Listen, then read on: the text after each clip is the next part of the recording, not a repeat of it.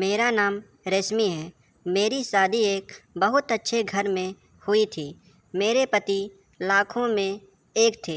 मैं अपने आप को बहुत भाग्यशाली मानती थी कि मुझे ऐसा पति मिला है। मुझे बहुत प्यार करते थे। हमारे एक लड़का और एक लड़की है। हमारी शादी को करीब 16 साल हो गए थे। हर खुशी मुझे उन्होंने दी। मैं भगवान से अपने लिए इससे अच्छा पति नहीं मांग सकती थी। मेरे लड़की 14 साल की है और लड़का 10 साल का है। पति का कारोबार भी बहुत अच्छा चल रहा है। हमारी कपड़े की दुकान है जिससे अच्छी खासी कमाई हो जाती है। मुझे अपने जीवन से कोई शिकायत नहीं थी, लेकिन फिर उसके बाद जो हुआ मैं सपने में भी नहीं सोच सकती।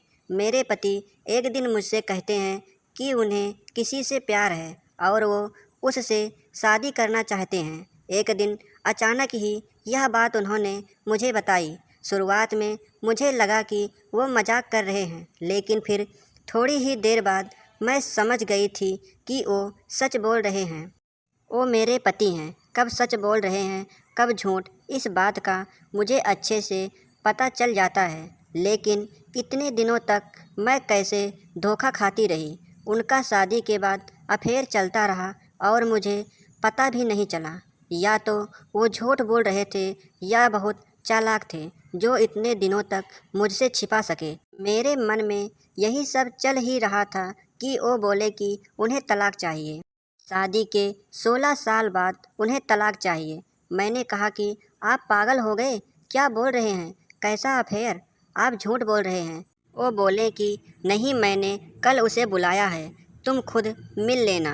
मैं चाहता हूँ कि हम जिस तरफ से रहे हैं उस तरफ अलग भी हो जाएं। मुझे कोई तमाशा नहीं चाहिए। तुम्हारी और बच्चों की भी जिम्मेदारी मैं लूँगा, तुम उसकी चिंता मत करो।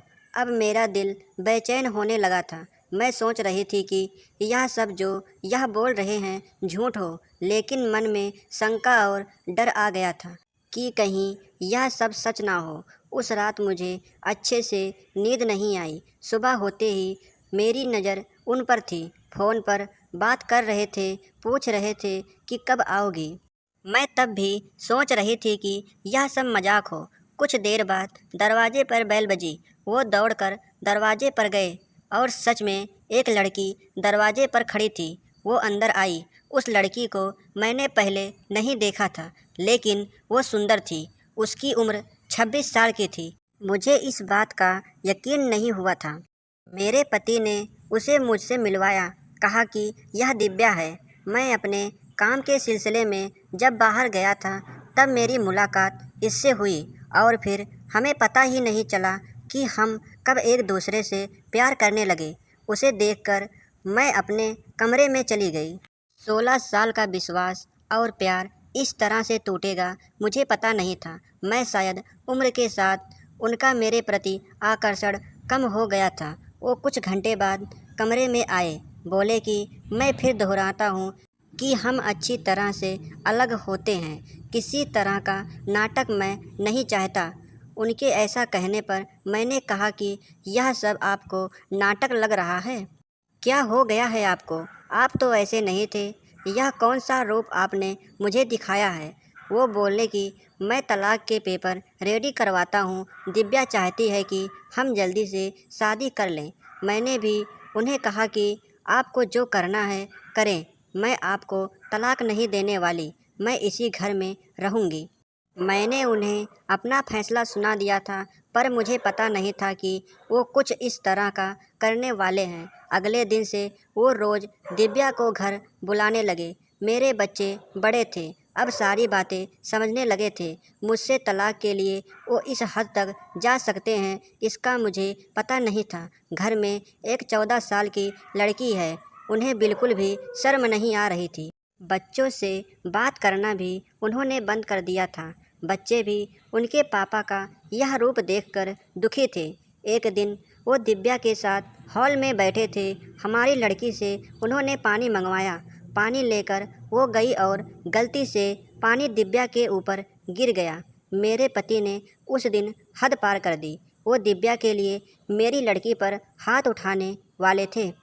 मैंने उन्हें यह करता देख लिया और वहीं से उन्हें ज़ोर से कहा, यह क्या कर रहे हो? पागल हो गए हो? मैं जानती हूँ तुम यह सब क्यों कर रहे हो, तलाक के लिए। ठीक है, अब तुम इस हद तक जा रहे हो तो फिर मैं तुम्हें तलाक दे ही देती हूँ। उसी समय मैंने अपना और बच्चों का सामान बांधा और अपने घर चली गई। एक इंसान इतना कैसे बदल सकता है? जो इंसान अपनी पत्नी और बच्चों पर जान छिड़कता था, अब वो उन्हें देखना भी पसंद नहीं कर रहा है।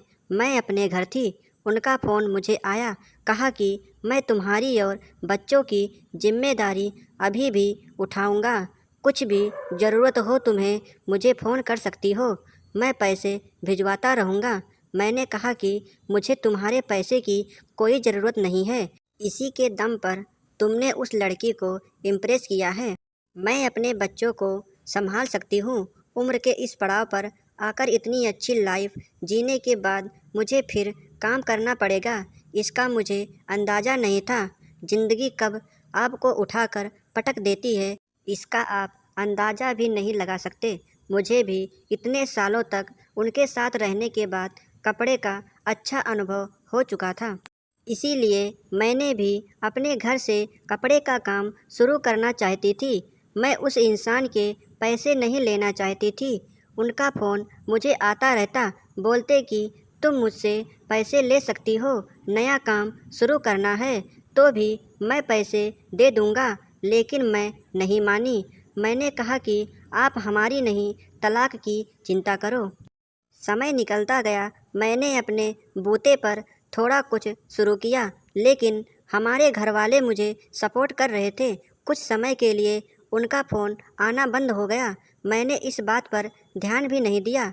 मैं अब उनसे बात भी नहीं करना चाहती थी। तलाक में अभी कुछ समय था। मैंने उन्हें कहा था कि जब भी आप बुलाओगे मैं आ जाऊंगी, जहां साइन करना है कर दूंगी।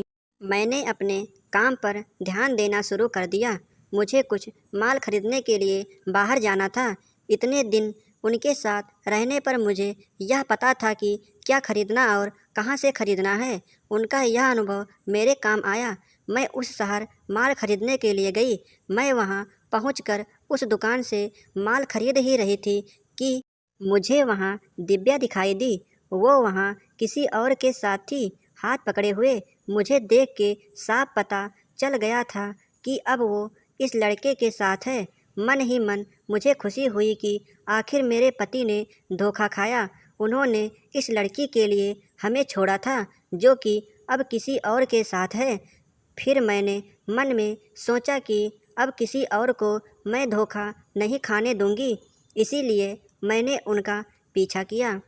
वो एक ओपन रेस्टोरेंट में गए। मैं जाकर उन दोनों के सामने बैठ गई। मुझे देखकर उनके होश उड़ गए। वो उठकर जाना चाहती थी, लेकिन मैंने उसका हाथ पकड़ा। मैंने उस लड़की का सच लड़के को बताना शुरू किया। मैंने सोचा था कि मैं उसे सच बताकर उसकी आंखें खोल दूंगी, लेकिन कुछ और ही हुआ। उसने जो मुझे बताया उससे मेरे पैरों तले ज़मीन निकल गई। मैं वहाँ से भागते हुए कैसे भी अपने पति के पास जाना चाहती थी। मैं उनके घर गई। वहाँ नौकर ने मुझे बताया कि वो अभी एक अस्पताल में है। अस्पताल उनके घर से ज़्यादा दूर नहीं था, बड़ा अस्पताल था। मैं वहाँ गई। रिसेप्शन पर उनका नाम बताकर मुझे उनके कमरे का नंबर पता चला। मैं कमरे में गई। वहाँ उनका दोस्त था। उन्होंने आंखें बंद कर रखी। मैंने उनके हाथ पर हाथ रखा तो उन्होंने आंखें खोली। मेरी आंखों से आंसू रुक नहीं रहे थे। मैंने कहा कि क्या ज़रूरत थी यह सब नाटक करने की? मुझे पहले क्यों नहीं साफ साफ बताया? मेरे पति एक गंभीर बीमारी से जूझ रहे थे।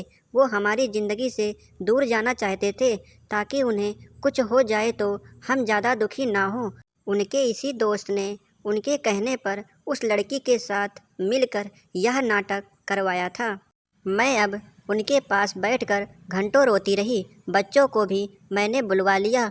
अब हम उनके साथ ही रहेंगे।